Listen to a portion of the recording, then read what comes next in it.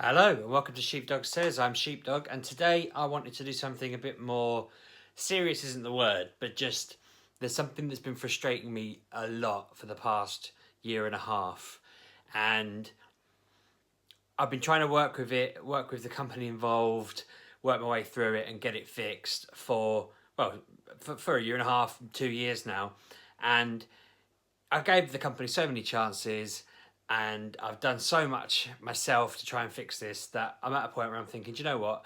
I'm just going to do a video. I wrote about it on my blog a while back, but I'm going to do a video and I'm going to properly go through it step by step and just hopefully warn people so they don't end up in the same issue that I'm in. Now, what I'm talking about, which will be in the title anyway, I guess I'll hint to it anyway, is you might have heard of the leasehold scandal in the UK. Leasehold is like a type of property ownership. People are sold properties where they're actually buying the lease for a certain amount of time, usually 1,000 years or something like that. So in theory, it means that you've got somewhere where you're not paying as much for the house, you don't own the land, but you can live there for a reasonable human's lifespan, and in theory leave it to your descendants and so forth. So in that snippet, it doesn't sound too bad, but in modern days, it has been warped into this malicious, horrid, evil thing that house building companies like Persimmons, Barrett's, and other companies. Persimmons are the one that put me in this mess. Are just manipulating and abusing for their own riches. Now, the situation is kind of complicated and overblown and mad, and it sounds like a wild conspiracy, but it's all true. One of the mad things at the moment is that the government a few years back announced the home buyers, I can't remember what it's called, initiative. You basically get help to buy. You must have heard of those words if you're from the UK. What that means is if you're buying a house, they'll lend you up to a certain percentage of the value of the house towards buying it. So when my wife and I were planning to have a third child and thinking about this sort of thing, and just generally tired of paying rent, because rent's expensive. Lots of people these days rent, you're paying £650, £700 a month just to somebody who gives you their house to borrow, but you're never seeing any of that money back. So I was always keen to try and buy a house. It's one of the biggest things you can do as an adult. Again, I'm not trying to state the obvious, but for me personally, I've got married, I've had 3 children, and I've bought a house, and I've bought my first car. They're 6 of the biggest things I'll ever do. Being born and dying are in that list. So there's only 2 things that I can potentially do that would be as big as that. Beyond that, I guess I'd just start winning the lottery and becoming like king of the world or whatever to really top those things as moments in life. And there are moments that lots of people do, but they're still serious milestones. So when we found we could do help to buy, we thought that was the best thing ever, because we basically went to the local housing estate that was being built. We had a look round. The guy said to us, yeah, you just need to find a deposit, about £10,000. The houses are £200,000, and the government will give you up to, I think it was 20 something percent of the property. So a lot of money. I think it was something in the region of 40 grand. I don't want to get into the ins and outs too much because that's not really relevant. But I thought, okay, no, that's fair enough. The way it works is you're supposed to get your house. You're supposed to live in it 5 years, and then you have to start paying a small monthly amount towards the money you borrowed. The idea is that you eventually pay that all off in one go, and then you own that portion of the house on top of whatever portion you paid. So the way the bloke said it to us when we bought the house was, pay your mortgage for 5 years, then remortgage, pay off the quarter or whatever that you owe to the government, and then you're sorted. You own a quarter of the house, you just carry on paying your mortgage, and it all works. So I thought, okay, that sounds cool. I mentioned to him in the small print that it said this was a leasehold house, and he said, don't worry about that, ignore that, that's fine. He said, well, all houses have to be sold leasehold. All houses are sold leasehold. It's the council making us do it. The government make us do it. All it means is you can't change the property without talking to us in the first 2 years, because in the first 2 years we've agreed with an architect that all the houses have to look a certain way. They've drawn pictures. They've made it all look nice. Every house has a black front door and a black garage and windows that are nice and whatever. And they don't want you to move into the house and start smashing walls through and turning it into whatever. So I thought, well, that sounds reasonable. But I said to him, I'd rather just have freehold and just agree not to touch the house for 2 years or something like that. And he said, well, there's nothing we can do. You have to buy it with leasehold or nothing at all. Now, that's a difficult position to be in as a person who's using Help to Buy, because you think, well, I can't go and buy a already built house. You're telling me that all new builds are like this. I have to buy a leasehold house. So I said to him, I want confirmation of what this is going to cost me. And he said, yeah, don't worry about it. It's £500 in, after 2 years, you pay 500 quid, job done. He said, you might even be able to do it sooner if you ask nicely. You just go and talk to someone, they might help you out. So I listened to him.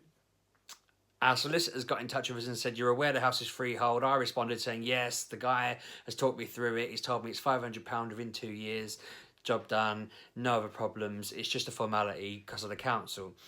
So then we move in, brilliant time, love the house. We had a few snags, all houses have snags, so it's not a kind of beating on house builders type thing. We had lots of silly things like they put our dishwasher in and our oven in, and when you opened the dishwasher door, it couldn't go further than, like, that's it closed, and it would go like that, and it would be stuck against the oven.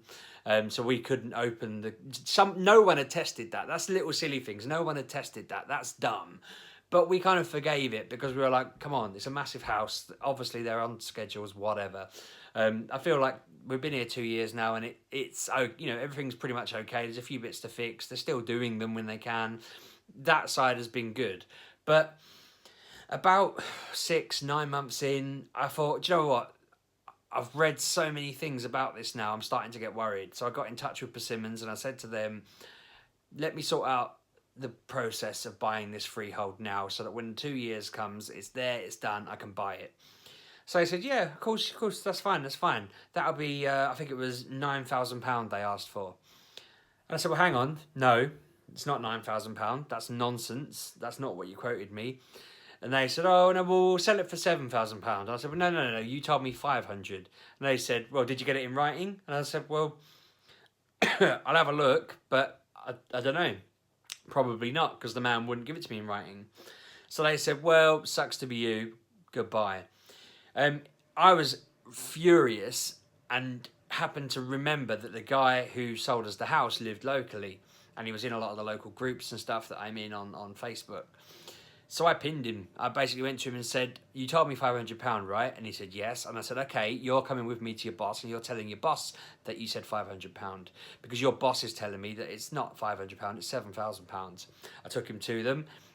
They were really, really, really arsey with me, really rude, just sarky and malicious and horrid and very, very authoritative and like, well, it's not in your forms. And I said, well, this man's telling you that he's told me, and it's here in writing that he's told me, and I'm not going to back down on this.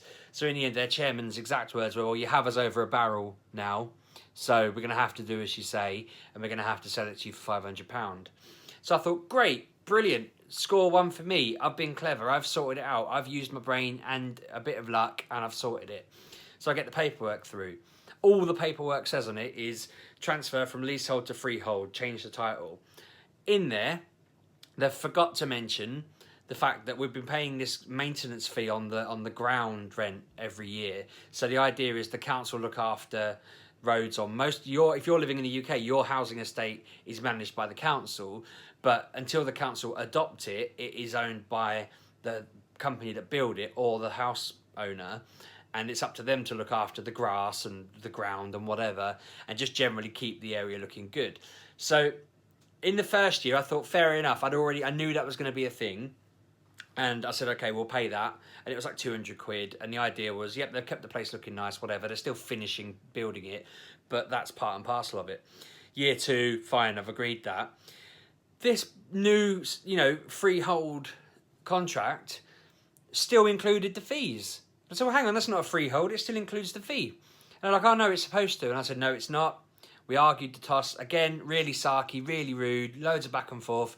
Then they went, okay, fair enough, we'll remove that fee. Then they were asking for another fee. I forget what it's for now, just some nonsense. We went back and forth. They removed that quite quick.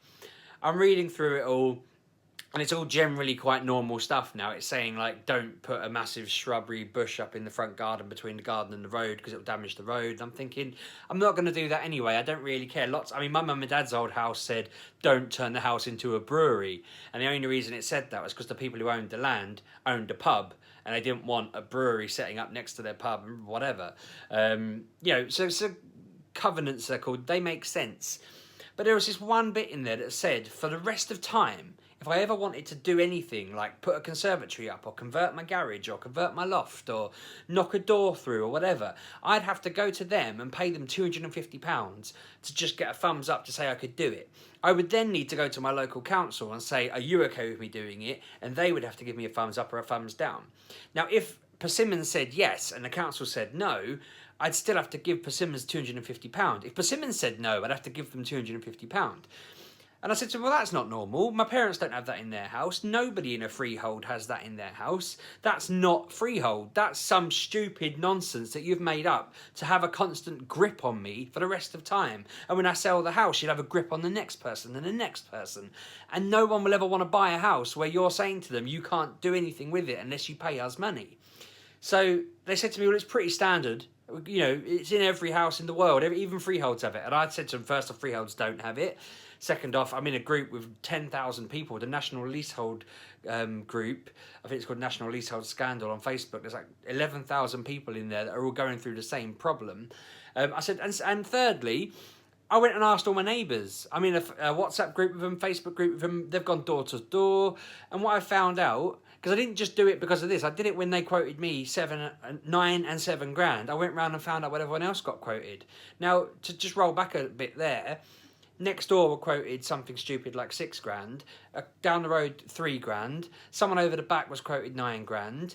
When I tell them that I've got it for 500 at the moment, they're all going, well, what the bleeding heck are we supposed to do about this? I know someone over the far side has spent 9 grand on theirs because they needed to sort it out quickly. But then that person has also had all the clauses removed. And all the ones who were sold freehold, because I actually found out again that even though they told us it had to be leasehold, every house up to a point on this estate was sold as a freehold house, and all of them don't have this clause in them. It's only after a certain point through the phase that they've suddenly realised they could get away with it, or thought they could get away with it, and they've started adding it in. Now, there are people who didn't know it was in there, and they're telling me, oh, it's not in there, it's not in there, and then I've made them look at the exact line in mine on theirs, and they've been shocked to find that the things they've changed in their house were a mistake. But it's completely inconsistent, and I've been going back and forth now since about October. There was a point where I've been emailing them at work, just like sending them messages, complaining, trying to get it sorted out. And one day they were just so arrogant and so rude that my boss said to me, it's 3 o'clock on whatever day of the week, Friday I guess it was, you can all chip off early because it's nearly Christmas and there's nothing really going on.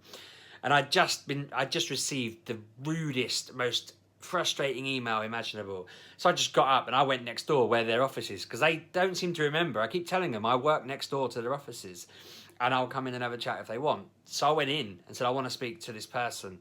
And they said, oh, I don't know if he's in. And I said, well, his name's on the list. And I didn't actually see it, but she looked down and went, oh, yeah, it is. She called him and said, I've got a man here to see you. And he came down all sheepish. And I just said to him, get a contract. We're going through this now.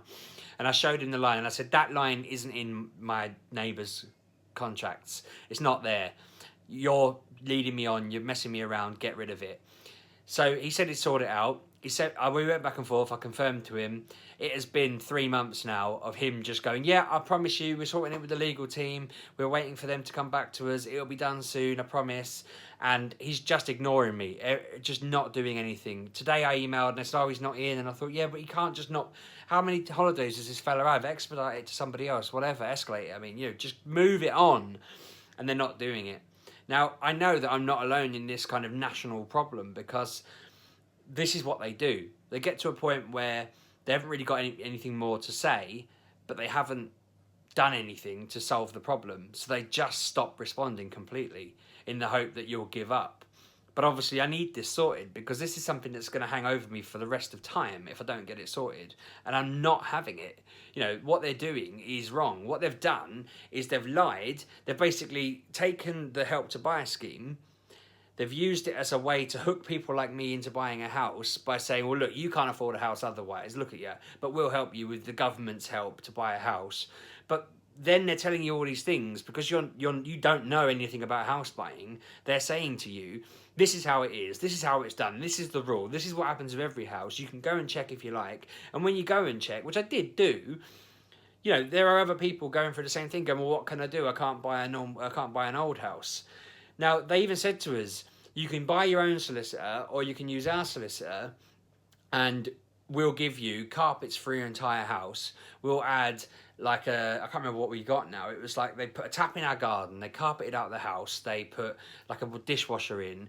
Basically, it was kind of we'll put about £5,000 worth of stuff in your house ready for you to move in. It'll all be tailored into the house.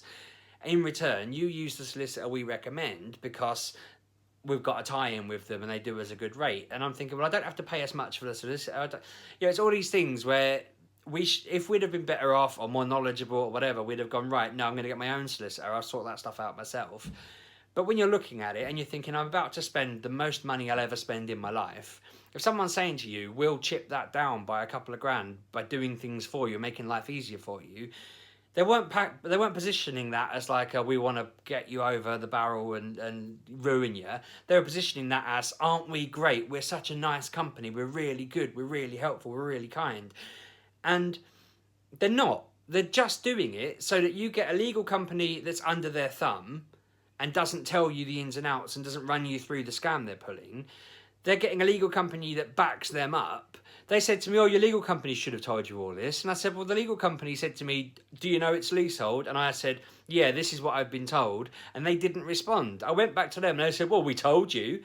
And I'm like, well, yeah, okay, you said to me, are you aware? And I said, yes, I am, because this is the parameters I've been told about.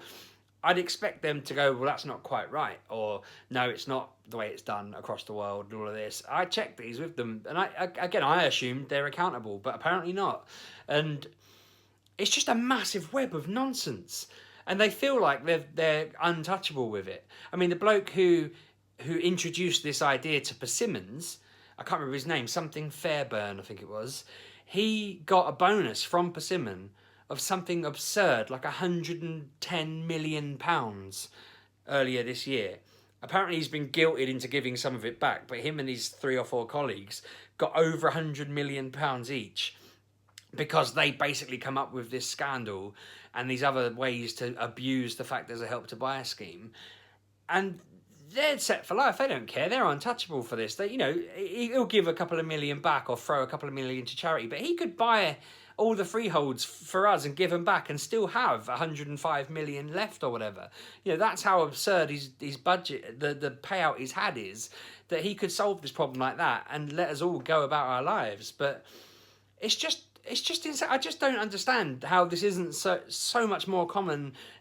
Like the rants, I mean, how people aren't more aware of this. It's been coming up in the news a little bit. It's been coming up on programmes. But the group I'm in, they've tried to get Watchdog involved, Rogue Traders, Which, newspapers, The Sun, The Mail, etc. They've tried to get them all involved in helping us out and saying something to make a difference, to help people. And none of them are interested. They're just not. I mean, Money Saving Expert, he was positioned about it. And the response was generally that he just gets involved in problems he thinks he can actually fix. So he'll go and he'll argue that your kettle broke after 5 seconds and you need a refund from Dunelm or whatever. But he won't take to task Persimmon Homes because they're too big and too powerful or whatever. So we're all in this position where no one is interested in helping. And this group has had to be set up. It's run by these 3 amazing women who, I think it's 3 of them. Sorry if I've missed anyone. I think there is a man involved somewhere, but the 3 I'm aware of, they're just awesome. They've dedicated all their time and effort to pushing this forward. And they are getting forward, but people are just so arrogant to them, gloating that, oh, your army of 11,000 people is a bit quiet, ha ha ha. You know, you're not going to change the world. You can't do this. You can't do that. I was accidentally tagged in a Twitter conversation that went on for 2 weeks, where a guy was just scoffing at us from on high, telling us how we were all a bunch of morons for thinking that we could change the building system, when the UK is the only country in the world that does this stupid leasehold thing. It all comes back from like medieval times, where a king would give a lord or whatever land, and it's all nonsense. But I didn't expect that to be something that I would be involved in. I thought, brilliant, I'm on the property ladder, I'll get a house, I'll pay off the bit I owe the government, that's really helpful, they're trying to help the housing crisis in this country. But all I've done is I've gone and just been infested with parasites like persimmons, just trying to grab more from me. They've had 200 grand, or 205 grand even, out of me for this house. Right, they've had that. The bank are the ones that I'm paying back. Persimmons have had their nearly £250,000. You know, the bank are thinking, well, we'll get our money back over the next 30 years. But persimmons have it. It's in their bank account. They've got, what, 200 grand from every house here. So they've made millions out of this estate that I live on.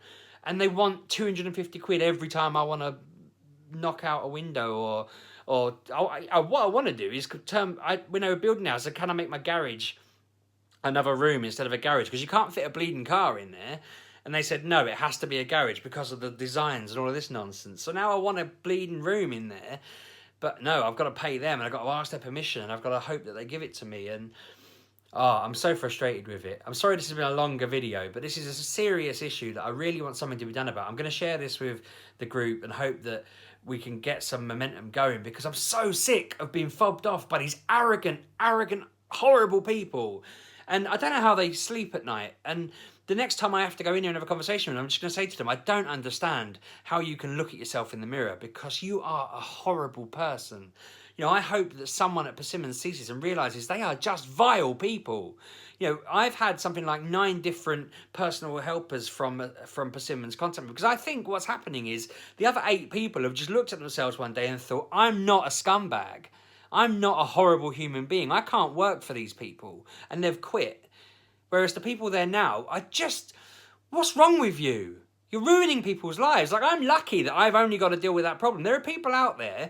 I was reading an article the other day where there are people who are in this problem and their house needs some sort of fix done to it that they're liable for, but they're not paying it because they don't want to. And they're putting it on the person and they've got to pay something like 30 grand.